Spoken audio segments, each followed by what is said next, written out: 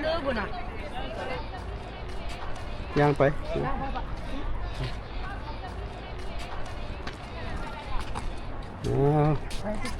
พวกขึ้นได้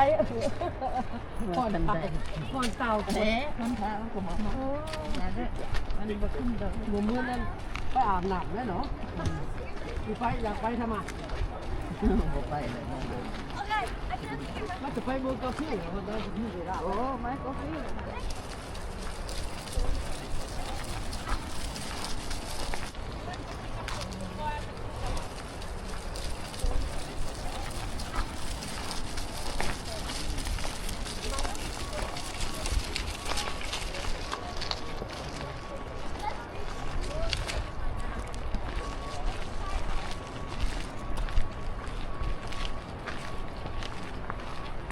พากันยางไปชม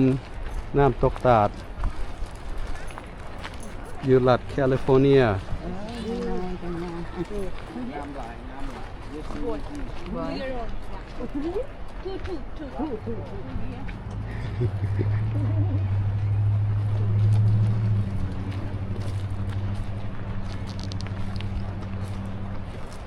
Careful, you have to look down when you're walking, okay? So many rocks. Yeah. Yes.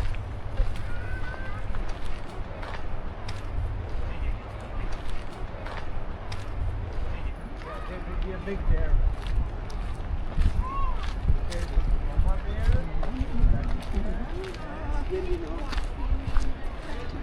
เข้ามาป่าแล้วรู้สึกว่าเย็น เย็นได้หัวแหละ ผู้ใดก็ใส่เสื้อกันหนาว ข้าวหลอมาฮอตที่นี่ แต่ว่าความร้อนก็ประมาณ80องศาเลยแต่ว่าอยู่ในป่ามันหนาวเนาะบางคนก็ใส่เสื้อกันหนาวอยู่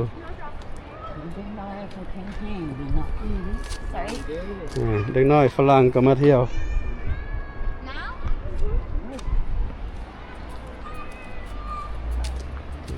โอ้เพิ่น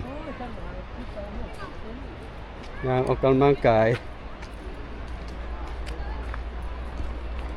พาแม่กับพี่น้องมา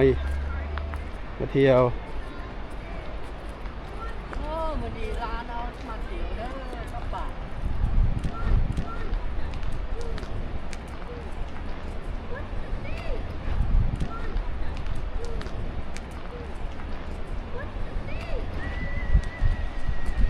ใครยังไม่เคยมาเด้อ เที่ยวไล่ ใครยังไม่เคยมาได้ยังมาบางงานเด้อนี่คืออายุ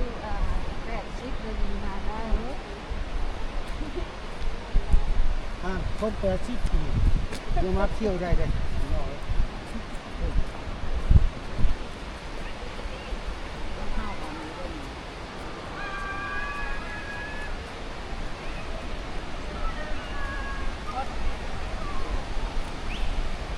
บอนมือกับพี่อาบน้ำที่ห่างนั้นไก่ดี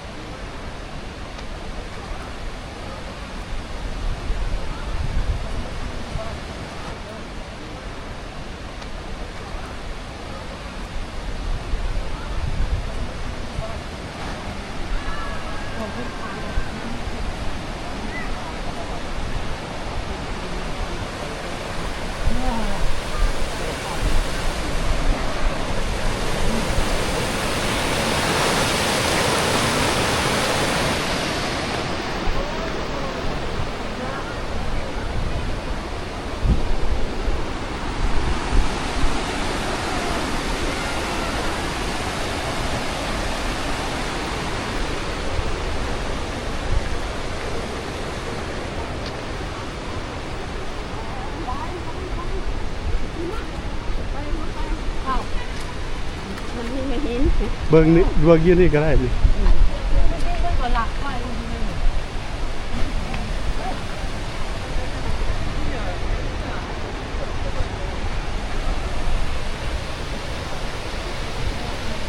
อ้น้ำตกตาดงามหลายพี่น้องอยู่ทั้งลมทั้งแม่นเหมือนแม่นหิมะได้หิมะตกอาทิตย์ก่อนนี่แหละ2-3 อาทิตย์แล้วนี่แหละสะพานใน แต่น้ำตกนี่ก็เป็นน้ำสโนว์เนาะ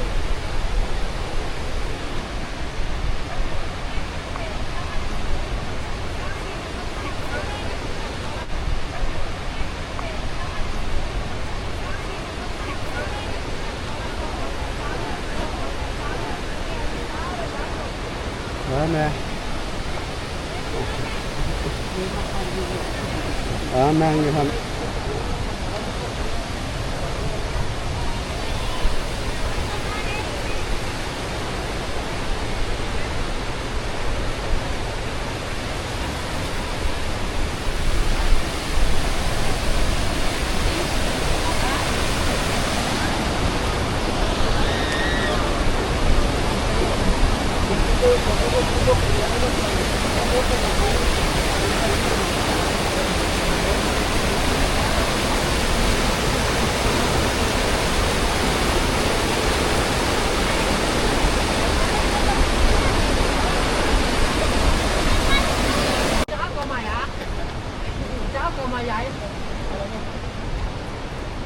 ไปคนเดียวกัน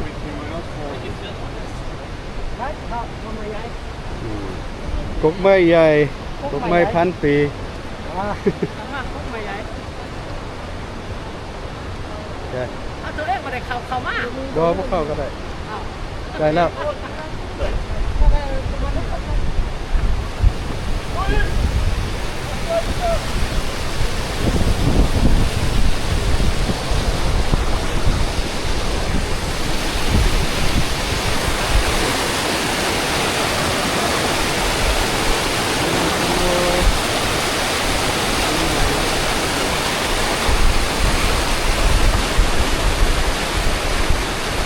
แนวสโนว์ละลาย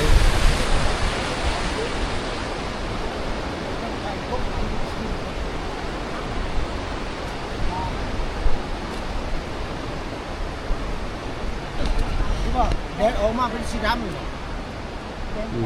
ตรงไหนแว่นตา สีดำหมด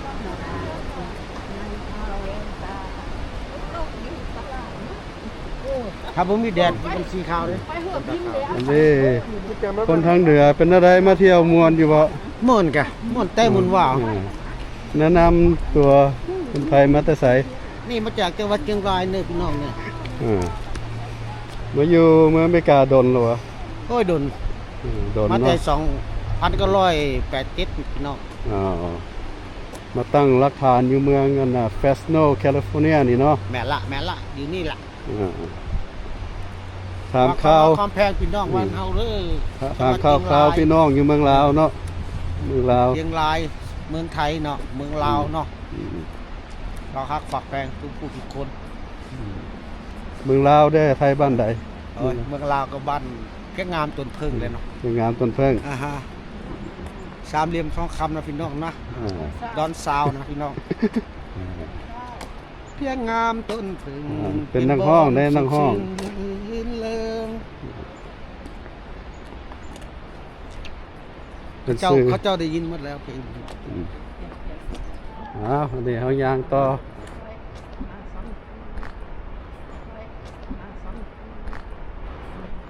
เห็นลายบอลอยู่2 วันแล้วเนาะ มีลายบอลอยู่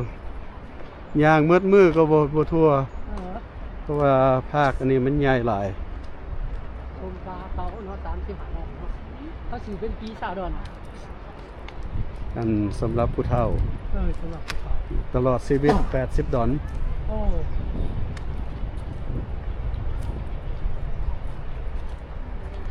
อีน่าต้มมานำไอ้เลื่อนหันแต่ก่อนอีเลี้ยวเขาก็ยังบ่ฮู้เฮ็ดไอ้เลื่อนมาเลยอีแม่อายุ65เขาบ่ได้จ่ายเงิน โอ้ ไปที่ไหนก็บ่ได้จ่ายเงิน กกไม้นี่ใหญ่หลาย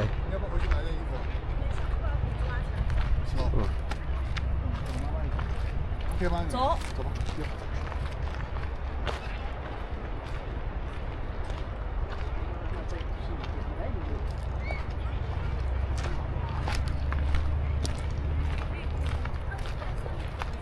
เมื่อยพ่อแม่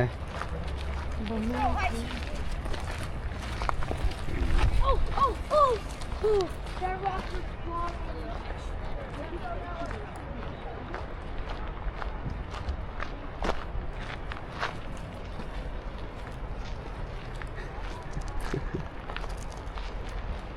บอกลูกหลานแน่มาหยังมาเที่ยวไส มาเที่ยวน้ำตกเด้อ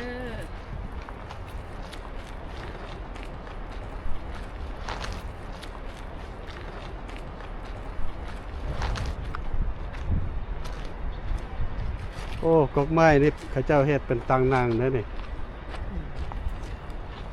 นะไปนั่งพักผ่อน ไปนั่งไม่ได้นั่งไม่ได้มีแต่ยืนมีกาได้ เบิ่ง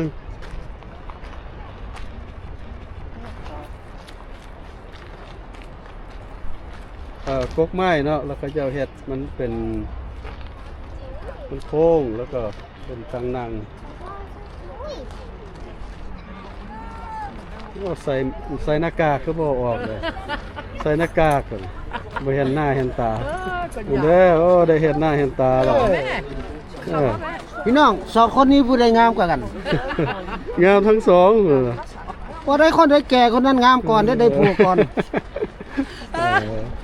ก็ฮักเอ้ยอย่างน้อง เออ เอ้ยก็งามเนาะ เอ้ยก็งามเนาะงาม จะฮักไผ ไปกัน โอเค ลูกหลานเด้ออยากมาแอวก็มาเด้อมาเด้อ ไปม่วนหลาย ไป มาเด้อผู้ใดพี่น้องเมืองลาวผู้ใดมีเงินมีทองก็อยากมาเที่ยววันนี้ปัญหาดอกถ้าเขามาติดตามกฎหมาย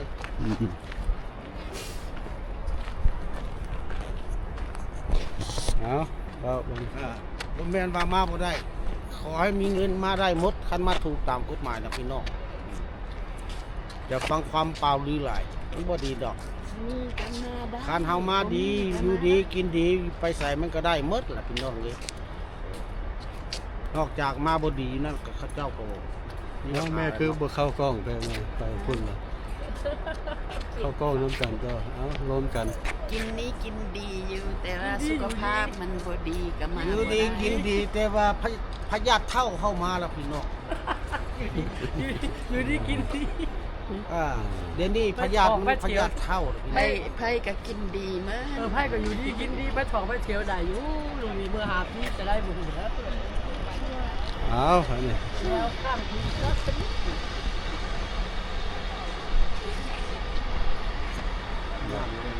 นะฮะวันนี้งานถ่ายรูปร่วมบ่วันนี้ถ่ายรูปร่วมบ่ มาปะมานั่งถ่ายรูปร่วมเอาหนึ่ง ไปถ่ายเอายศชนิดหันกันนี่ข้าวเครื่องหันเลย บ่ไปแล้วโหดบ่ ไปแล้ว ติดกันอยู่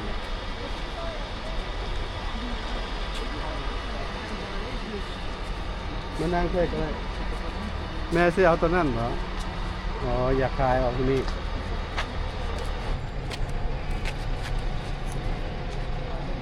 ปึ๊ดจับขอบใจหมู่เพื่อนที่หักแพงที่เข้ามาเบิ่งวิดีโอของเขาน้อยอย่าลืมกดไลค์กดแชร์ให้กำลังใจเขาน้อยเพื่อสิได้ไปเฮ็ดวิดีโอให้ท่านเบิ่งต่อไปโอกาสหน้าขอบใจหลายๆ